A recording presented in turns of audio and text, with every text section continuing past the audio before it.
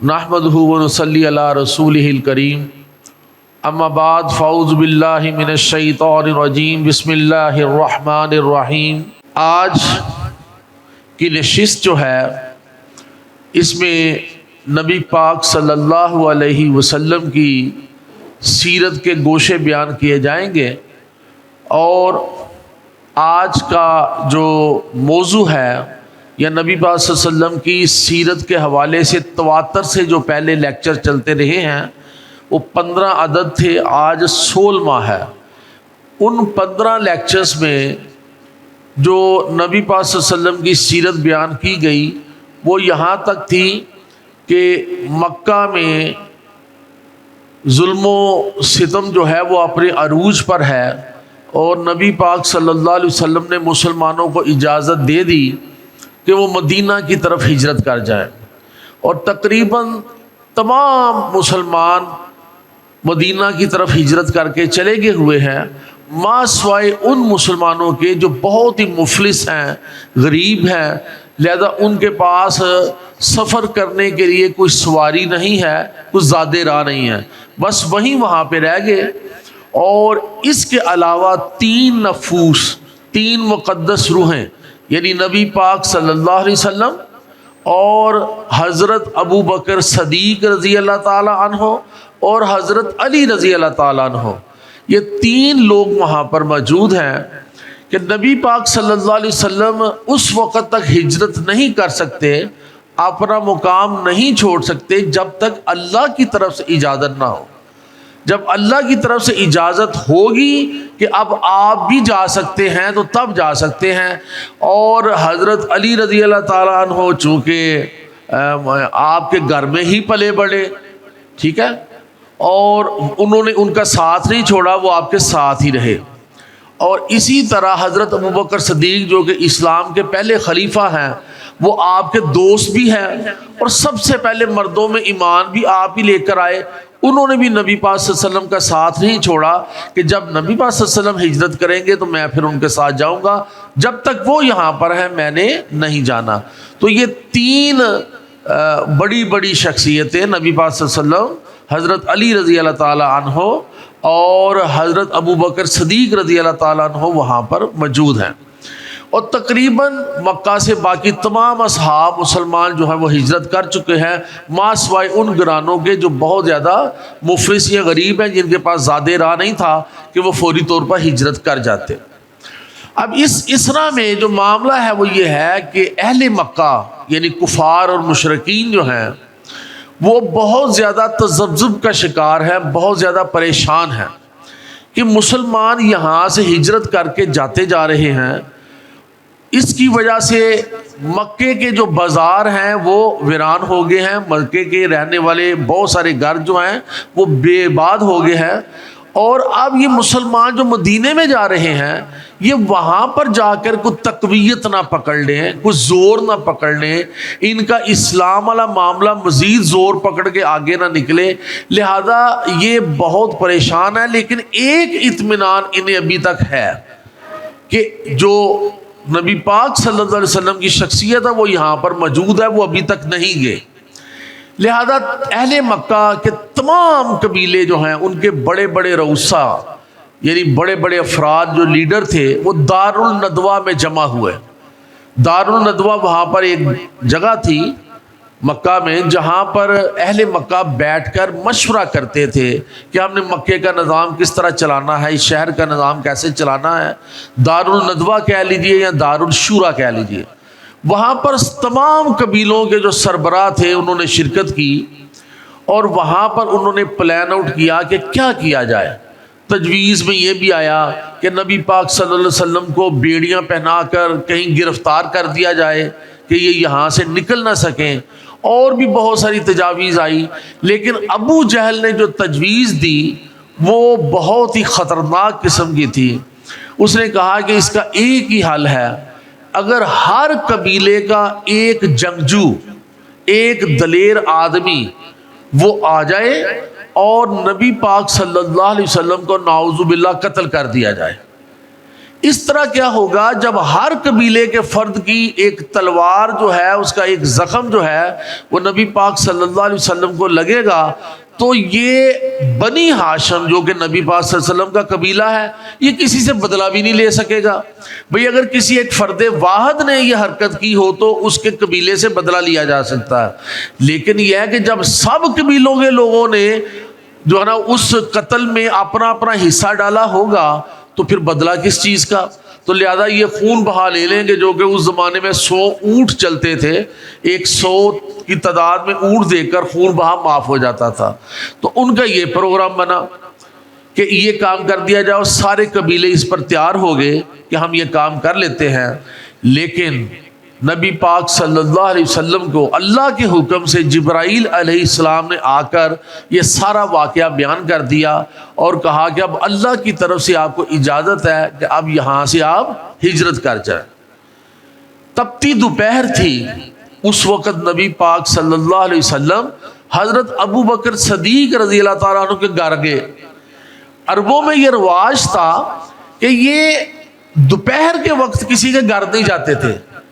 عربوں میں آج بھی ہے کہ دوپہر کا وقت جو ہے وہ آرام کا وقت ہوتا ہے، جیسے اسلام میں قیلولہ بھی ہے کہ دوپہر کے کھانے کے بعد قیلولہ کرنا، آرام کرنا ہے، سونا تھوڑی دیر، کیونکہ عرب کا جو ماحول تھا وہ بہت گرم تھا، تو دوپہر کے وقت آرام کیا جاتا تھا۔ تو نبی صلی اللہ علیہ وسلم جب تپتی دوپہر میں حضرت ابو بکر صدیق کے گھر پہنچے تو حضرت ابو بکر صدیق رضی اللہ تعالیٰ عنہ نے سمجھ لیا کہ کوئی بڑا خاص معاملہ ہے جو اس وقت نبی صلی اللہ علیہ وسلم آئے ہیں۔ اندر تشریف لے گئے، بیٹھے اور پھر مشورہ کیا کہ اس طرح اجازت ہو گئی یا مجھے ہجرت کی؟ تو حضرت ابو بکر صدیق رضی اللہ تعالیٰ عنہ نے پوچھا، اے اللہ کے رسول صلی اللہ علیہ وسلم، کیا مجھے بھی اجازت ہے میں آپ کا ساتھی بن جاؤں یعنی اس ہجرت میں؟ فرمایا ہاں، آپ میرے ساتھی ہی ہوں گے اس ہجرت میں۔ تو پلان آؤٹ ہوا کہ کس وقت نکلنا ہے۔ واپس نبی پاک صلی اللہ علیہ وسلم گھر آئے اور حضرت علی رضی اللہ تعالیٰ عنہ کو فرمایا کہ آج میں یہاں سے رات کے وقت ہجرت کر جاؤں گا، اللہ کی طرف سے حکم ہے، اور عربوں نے، اہل مکہ نے میرے قتل کی سازش بنائی ہے، میرا جو ہرا لبادہ ہے وہ آپ پہن کر میری چارپائی پہ سو جانا، اور انشاءاللہ العزیز یہ اہل کفار، اہل مشرکین جو ہیں، یہ آپ کا بال بھی بیکا نہ کر سکیں گے، لیکن آپ کا یہاں پر رہنا اس لیے بھی ضروری ہے کہ اہل مکہ کی بہت ساری امانتیں میرے پاس ہیں، ان امانتوں کو واپس کرنا ہے آپ نے۔ تو دیکھیں ایسا موقع جس میں اہل مکہ نے آپ صلی اللہ علیہ وسلم کی قتل کی سازش جو ہے وہ رچ لی، لیکن اس وقت بھی آپ نے امانت داری کا، دیانت داری کا، صداقت کا، امین ہونے کا ناطہ نہیں توڑا کہ یہ اہل مکہ کی امانتیں ہیں، بڑی بڑی جو اتنی قیمتی چیزیں ہوتی تھی، چونکہ آپ کے علم میں ہونا چاہیے کہ نبی پاک صلی اللہ علیہ وسلم صادق اور امین کے حوالے سے مشہور تھے اپنے قبیلے میں، اہل قریش میں۔ تو لہذا لوگ جو ہے نا آپ کو امانت دار سمجھتے تھے، جس وجہ سے آپ کے پاس اپنی قیمتی چیزیں رکھ جاتے تھے۔ تو حضرت علی رضی اللہ تعالیٰ عنہ کو یہ جب کہا گیا کہ آپ نے اب یہاں پر ہی قیام کرنا ہے، ادھر سے ہر قبیلے کا ایک ایک فرد جو ہے، جو دلیر آدمی تھا، بہادر آدمی تھا، تلواریں، ننگی تلواریں لے کر نہ تو وہ جمع ہو گئے نبی پاک صلی اللہ علیہ وسلم کے گھر کے باہر۔ جب سارے جمع ہو گئے تو اندر سے انہیں خواتین کی آواز آئی۔ خواتین میں آپ کے علم میں ہونا چاہیے کہ نبی پاک صلی اللہ علیہ وسلم کی 4 بیٹیاں تھیں، اور حضرت سودا رضی اللہ تعالی عنہا تھی وہاں پر، یعنی 4 بیٹیوں میں رقیہ رضی اللہ تعالیٰ عنہ، حضرت ام کلثوم رضی اللہ تعالیٰ عنہ، حضرت زینب رضی اللہ تعالیٰ عنہ، حضرت فاطمہ رضی اللہ تعالیٰ عنہ، یہ خواتین جو تھی وہ گھر میں موجود تھی، تو ان کی آواز آ رہی تھی۔ تو اس سے پہلے ہی کہ یہ گھر میں داخل ہوتے قتل کے لیے، تو انہوں نے کہا کہ ہمارے یہاں پہ یہ رواج نہیں ہے کہ زنان خانے میں داخل ہوا جائے، لہذا ہم عرب میں بدنام ہو جائیں گے، اس لیے ہمیں چاہیے کہ ہم انتظار کریں کہ جب نبی پاک صلی اللہ علیہ وسلم گھر سے باہر نکلیں اس وقت ہم یہ والی معاملہ جو ہے وہ کر لیں کہ ان کو قتل کر دیا جائے، تو ابھی گھر میں داخل نہ ہوا جائے۔ لہذا یہ طے پایا اور سارے جنگجو جو تھے وہ ننگی تلواریں لے کر باہر ہی بیٹھ گئے۔ تو نبی پاک صلی اللہ علیہ وسلم جو ہے وہ رات کے وقت جب وہاں سے نکلے تو اللہ تعالیٰ نے ان کی نظروں کے سامنے ایک پردہ ڈال دیا، کیونکہ یہ سب کچھ مشیت الہی تھی۔ اللہ تعالیٰ آپ کو ہجرت کروانا چاہتے تھے اور باحفاظت جو ہے وہ مدینہ میں پہنچانا چاہتے تھے، لہذا اتنے زیادہ جنگجو بیٹھے ہوئے تھے، اس کے باوجود نبی پاک صلی اللہ علیہ وسلم ان کے سامنے سے گزر گئے اور ان کو پتہ بھی نہیں چلا، اور آپ سیدھا حضرت ابوبکر صدیق کے گھر پہنچے اور وہاں سے کچھ کھانے پینے کا سامان لیا، اور حضرت ابوبکر صدیق رضی اللہ تعالیٰ انہوں نے 2 اونٹ جو تھے پہلے سے تیار کر کے رکھے ہوئے تھے، تو وہ ان اونٹوں کے ساتھ باہر نکلے، اور حضرت ابوبکر صدیق رضی اللہ تعالیٰ عنہ کے جو بیٹے تھے حضرت عبداللہ وہ بھی آپ کے ساتھ تھے اس وقت۔ تو یہ تینوں لوگ وہاں سے نکلے اور غار سور کی طرف چل پڑے۔ یمن کے راستے میں یہ آتا ہے، مکہ سے تقریباً 3 کلومیٹر کے فاصلے پر ہے۔ یہ فیصلہ کیوں کیا گیا؟ وہ اس لیے کہ جب نبی پاک صلی اللہ علیہ وسلم کو وہ پا نہیں سکیں گے تو یقیناً انہیں پتا ہے کہ انہوں نے مدینے کی طرف جانا ہے، تو وہ پھر مدینے کے راستے کی طرف آپ کو تلاش کرنے کے لیے نکلیں گے۔ لہذا سکیم یہ بنائی گئی کہ ہم یمن کے راستے جو غار سور ہے وہاں پر کچھ دن قیام کریں گے، تاکہ ہمیں پتہ چل جائے کہ اہل مکہ اب کیا کر رہے ہیں، تلاش کے حوالے سے کدھر کدھر جا رہے ہیں، تو پھر جب مناسب وقت ملے گا تو اس غار سے نکل جائیں گے۔ لہذا نبی پاک صلی اللہ علیہ وسلم، حضرت ابوبکر صدیق رضی اللہ تعالی عنہ اور حضرت عبداللہ رضی اللہ تعالی عنہ، یہ تینوں لوگ جو ہیں یہ اونٹوں پر بیٹھے اور غار سور کی طرف روانہ ہوئے۔ حضرت ابوبکر صدیق رضی اللہ تعالیٰ عنہ کا ایک غلام تھا جس کو آپ نے آزاد کر دیا ہوا تھا، اس کا نام تھا عمیر ابن فہر۔ تو وہ گدڑیا تھا، اس نے وہ پیشہ اپنایا، یعنی بیڑے جو تھی ان کا چراتا تھا۔ تو اس کو حکم دیا کہ جب ہمارے اونٹ آگے کی طرف چلے ہیں تو آپ نے اپنی بیڑ بکریاں لے کر جو ہے نا وہ پیچھے پیچھے آنا ہے، تاکہ اونٹ کے قدموں کے نشان جو ہے نا وہ ختم ہو جائیں، یہ نہ پتہ چل سکے کہ یہ کدھر گئے ہیں۔ تو لہذا وہ گدڑیا جو تھا حضرت عمیر بن ابن فہر جو ہے وہ پیچھے پیچھے اپنی بیڑ بکریاں لے کر چلے اور غار سور میں وہ پہنچ گئے۔ تو بیڑ بکریوں کا جو دودھ تھا وہ فراہم کیا گیا، جو کھانے کے لیے سامان ساتھ لے کر گئے تھے اس کے ساتھ غار سور میں 3 دن تک قیام کیا۔ اب جب صبح ہوئی تو بلکہ جب نبی پاک صلی اللہ علیہ وسلم نکلے ہیں تو راستے میں مکے کے ایک شخص نے دیکھا کہ آپ ابوبکر صدیق رضی اللہ تعالیٰ عنہ کے ساتھ جا رہے ہیں۔ جب وہ شخص چلتا ہوا آپ صلی اللہ علیہ وسلم کے گھر کے قریب پہنچا تو دیکھا وہاں پر جو ہے وہ تلواریں لے کر جو ہے وہ جنگجو کھڑے ہیں۔ تو انہوں نے کہا جی آپ کس کے لیے کھڑے ہیں؟ تو جب ارادے کا پتہ چلا تو انہوں نے کہا کہ میں نے تو محمد صلی اللہ علیہ وسلم کو خود جاتے ہوئے دیکھا ہے یہاں سے، تو آپ یہاں پر ان کا انتظار کر رہے ہیں۔ تو وہ انہی میں سے ایک شخص نے کہا کہ میں نے اپنی آنکھوں سے دیکھا تھا کہ حضرت محمد صلی اللہ علیہ وسلم اس گھر میں داخل ہوئے، اور اس وقت سے ہم باہر ہیں، باہر تو کوئی بھی نہیں نکلا۔ میں نے بتایا نا کہ آنکھوں پہ پردہ ڈال دیا ہوا تھا، لیکن شکوک و شبہات جب ابھرنے لگے تو انہوں نے کہا کیوں نہ ہم گھر میں دیکھ لیں۔ تو ایک شخص نے جس کو بہت اچھی طرح علم تھا کہ نبی پاک صلی اللہ علیہ وسلم کا بستر کہاں پر لگا ہوتا ہے، اس نے گھر میں جان کر دیکھا تو وہاں پر حضرت علی رضی اللہ تعالیٰ عنہ آپ کا سبز لبادہ جو ہے وہ پہن کر لیٹے ہوئے تھے۔ تو وہ ان کو تسلی ہوگی، انہوں نے کہا جی نبی پاک صلی اللہ علیہ وسلم ادھر ہی موجود ہے۔ اب جب صبح ہوئی دروازہ کھلا تو حضرت علی رضی اللہ تعالیٰ عنہ وہ لبادہ پہنے میں باہر آئے، تو ان کو تب معلوم ہوا کہ نبی پاک صلی اللہ علیہ وسلم یہاں سے ہجرت کر کے چلے گئے ہوئے ہیں۔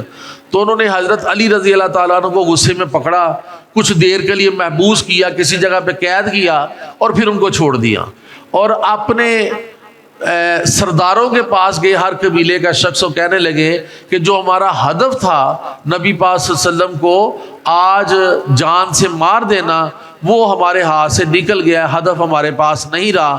تو پھر اسی وقت جو ہے نا مکہ میں اعلان ہوا کہ جو کوئی بھی نبی پاک صلی اللہ علیہ وسلم کو ڈھونڈ کر لائے زندہ یا مردہ حالت میں، تو اس کو جو ہے وہ 100 اونٹ انعام میں دیے جائیں گے۔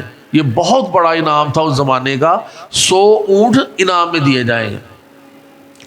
تو بہت سارے لوگ نکل پڑے، کچھ مدینے کے راستے میں، لیکن جو سمجھدار تھے انہوں نے کہا کہ نہیں، وہ ابھی مکے کی ہی کسی پہاڑی میں، کسی غار میں جو ہے نا انہوں نے قیام کیا ہوگا، لہذا ایک گھڑ سواروں کا قافلہ جو ہے نا وہ اس طرف بھی روانہ ہوا، اور وہ عین غار سور کے باہر پہنچ گئے۔ قدموں کی آواز آئی، ان کی آوازیں آئی، تو اندر حضرت ابو بکر صدیق رضی اللہ تعالیٰ عنہ اور نبی پاک صلی اللہ علیہ وسلم موجود تھے۔ تو حضرت ابو بکر جو ہے نا وہ بہت زیادہ پریشان ہو گئے، اپنے لیے نہیں، نبی پاک صلی اللہ علیہ وسلم کے لیے، کہ میں ان کو ساتھ لے کر آیا ہوں تو پتہ نہیں اب کیا معاملہ ہوگا۔ تو نبی پاک صلی اللہ علیہ وسلم نے اس وقت فرمایا، قرآن نے بھی اس کو کوڈ کیا ہے انہی الفاظ کو، کہ نبی پاک صلی اللہ علیہ وسلم فرمانے لگے، لا تحزن ان اللہ معنا، غم نہ کرو اللہ ہمارے ساتھ ہے۔ تو قدموں کی چاپ آئی، آواز آئی، اور کچھ دیر کے بعد دھیمے سے وہ قدموں کی چاپ دور چلی گئی اور آوازیں بھی ختم ہو گئی۔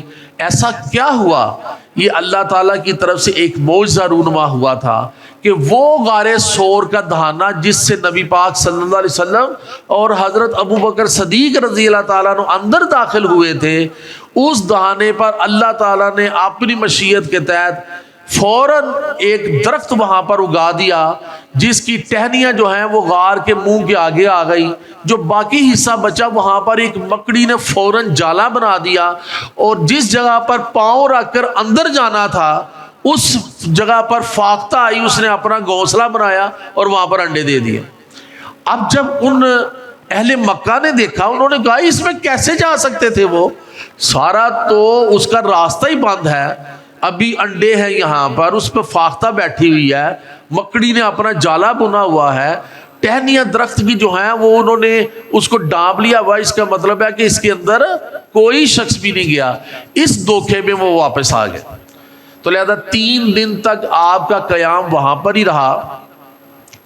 حضرت عبداللہ رضی اللہ تعالیٰ عنہ رات کو آ جاتے تھے، وہاں پر آپ کے ساتھ سوتے تھے، اور صبح منہ اندھیرے نکل جاتے تھے اور مکہ میں ہی رہتے تھے اور دیکھتے تھے کہ یہ کیا سازشیں بنا رہے ہیں، کیا کیا کر رہے ہیں۔ تو یہ ساری رپورٹ جو ہے وہ رات کو ادھر غار میں پہنچ جاتی تھی۔ اسی طرح وہ جو آپ کے آزاد کردہ غلام تھے عمیر ابن فہر، وہ اپنی بھیڑ بکریوں کو چراتے ہوئے ادھر لے جاتے تھے اور بہانے سے دودھ نکال کر جو ہے نا وہ غار میں پہنچاتے تھے۔ اور حضرت اسما رضی اللہ تعالی عنہا، جو کہ حضرت ابو بکر صدیق رضی اللہ تعالیٰ عنہ کی بڑی بیٹی ہیں، حضرت عائشہ صدیقہ کی بڑی بہن، تو وہ کھانا پکاتی تھی، اور تاریخ میں یہ بھی لکھا ہے کہ وہ بھی کھانا پہنچانے کے لیے وہاں پر غار میں جاتی تھی۔ تو بہرحال 3 دن وہاں پر ہی قیام رہا۔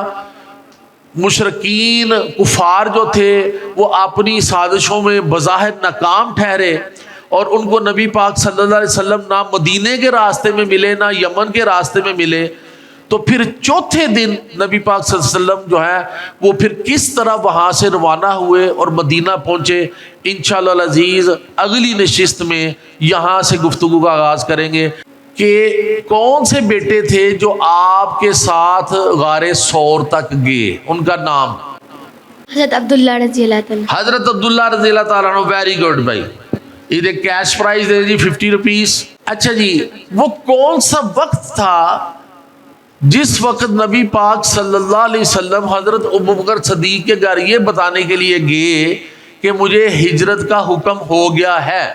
دوپہر کا وقت۔ دوپہر کا وقت تھا، زبردست جی۔ حضرت ابو بکر صدیق رضی اللہ تعالیٰ عنہ کے جو آزاد کردہ غلام تھے ان کا نام کیا، جو بکریاں چراتے ہوئے؟ عمیر بن ابن فہر۔ ہاں، عمیر بن ابن فہر، عمیر ابن فہر، بالکل ٹھیک ہے جی، جواب دو۔ ان کا پیشہ کیا تھا؟ وہ بکریاں چرایا کرتے تھے۔ بکریاں چرایا کرتے تھے، یعنی وہ گدرڑیے تھے، ٹھیک ہے۔ حضرت علی رضی اللہ تعالی عنہ کو مکہ میں پیچھے کیوں چھوڑا گیا؟ ताकि वो ईमानते दे सके लोगों की, ताकि वो ईमानते दे सके। अमानतें वापस कर सके। बिल्कुल ठीक है जी। नबी पाक सल्लल्लाहु अलैहि वसल्लम की 4 बेटियां, उनके नाम बताइए। पहले वाले से नहीं जवाब लेना, किसी नए से जवाब लेना। हज़रत रुकैया रज़ी अल्लाह ताला अन्हा, हज़रत ज़ैनब रज़ी अल्लाह ताला अन्हा, हज़रत उम्मे कुलसूम रज़ी अल्लाह ताला अन्हा और हज़रत फातिमा रज़ी अल्लाह ताला अन्हा। वेरी गुड भी, तालियां, जबरदस्त। हजरत अबू बकर सदीक रज़ी अल्लाह ताला उनकी कौन सी बेटी थी जो खाना लेकर गारे सौर गई थी? हज़रत अस्मा रज़ी ताला। हजरत अस्मा रज़ी अल्लाह ताला अन्हा। वेरी गुड जी। नबी पाक सल्लल्लाहु अलैहि वसल्लम को अल्लाह के हुक्म के मुतल्लिक अब आप यहाँ से हिजरत कर दे, किसने आके आगाह किया? हज़रत जिब्राइल। हजरत जिब्राइल अलैहिस्सलाम। ज़ाहिर है कि वहीं सारे अहकामात लेकर आते थे। अहले मक्का जिस जगह पर बैठकर मशवरा किया करते थे उस जगह का नाम क्या है? दारुल नदवा। दारुल नदवा। जबरदस्ती। हजरत अली रजी अल्लाह ताला अन्हु ने जो लबादा ओढ़ा था, जो कि नबी पाक सल्लल्लाहु अलैहि वसल्लम ओढ़कर सोया करते थे, उसका रंग क्या था? सबज। सबज रंग। जबरदस्त जी। लोगों का बहुत बहुत शुक्रिया। उम्मीद है कि आप इसी ज़ौक़ शौक़ के साथ अगली नशिस्त को भी सुनेंगे। वमा अलैना इल्लल बलागुल मुबीन।